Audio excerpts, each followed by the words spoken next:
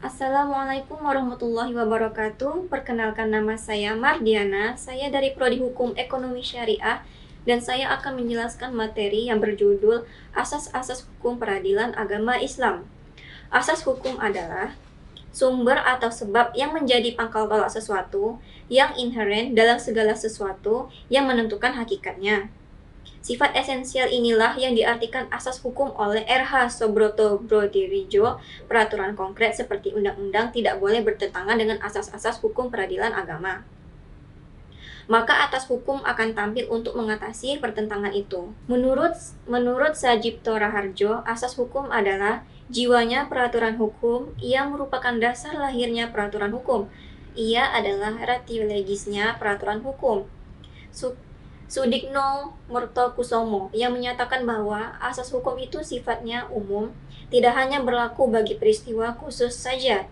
Asas-asas yang formal meliputi ada 5, yaitu yang pertama, asas lembaga, asas tujuan, asas dilaksanakannya, asas pengaturan, asas yang lembaga yang tepat, dan asas konsensus.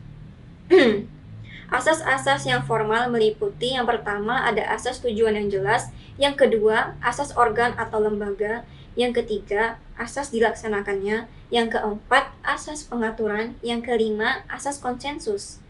Asas-asas material meliputi yang pertama ada asas tentang terminologi dan sistematika yang benar, asas tentang dapat dikenali, asas perlakuan yang sama dalam hukum, asas kepastian hukum, asas pelaksanakan hukum sesuai dengan keadilan individual. Asas pembentukan peraturan perundang-undangan yang baik juga telah termaktub dalam Undang-Undang Nomor 10 Tahun 2004 tentang pembentukan peraturan perundang-undangan dalam Pasal 5 dan Pasal 6 sebagaimana berikut. Pasal 5. Dalam bentuk membentuk peraturan perundang-undangan harus berdasarkan pada asas pembentukan peraturan undang-undangan yang baik meliputi kejelasan tujuan, kelembagaan, kesesuaian, dapat dilaksanakan, kehasilgunaan, kejelasan rumusan, dan keterbukaan. Asas persidangan terbuka untuk umum. Asas ini adalah setiap pemeriksaan terhadap berlangsung pada sidang peradilan agama boleh diikuti oleh masyarakat yang berkehendak untuk menghadiri, menyaksikan, dan mendengar jalannya persidangan tidak boleh dilarang ataupun dihalangin.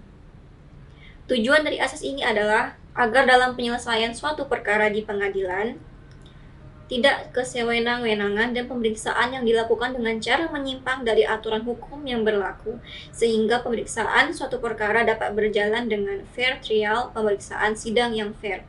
Selain itu, asas ini juga berdampak pada sisi edukasi serta preventif bagi masyarakat yang menghadiri persidangan. Setiap orang yang berhadapan dengan hukum sama hak dan kewajibannya. Setiap orang yang berhadapan dengan hukum diproses hak dan kedudukannya. Hakim dan para penegaknya tidak diperkenankan untuk membedakan orang lain. Tidak ada diskriminasi apapun kepada siapapun, sehingga dapat kita ketahui terdapat tiga asas equality, yaitu persamaan hak dan derajat. Yang kedua, hak perlindungan. Yang ketiga, mendapat hak keperluan. Ketiga patokan inilah yang menjadikan acuan dalam peradilan agama Islam. Oleh karena itu, demi terciptanya kesatuan hukum yang mengatur peradilan agama dalam sistem kerangka dan tata hukum nasional berdasarkan Pancasila dan Undang-Undang Dasar 1945, maka dibentuklah Undang-Undang Nomor 7 Tahun 1989 yang mengatur peradilan agama yang mengakibatkan mandiri dan seragamnya peraturan yang mengatur hukum acara di lembaga peradilan agama. Hal ini dapat kita lihat dalam konsideran Undang-Undang Nomor 7 Tahun 1989 sebagaimana berikut. Bahwa negara Republik Indonesia sebagai negara hukum yang berdasarkan Pancasila dan Undang-Undang Dasar 1945 bertujuan mewujudkan kehidupan bangsa yang sejahtera, tentram, dan tertib. Baiklah, itu saja penjelasan materi dari asas-asas hukum peradilan agama Islam. Mohon maaf jika ada kata yang salah. Saya dari Prodi Hukum Ekonomi Syariah STAI Ibnu Sina mengucapkan wassalamualaikum warahmatullahi wabarakatuh.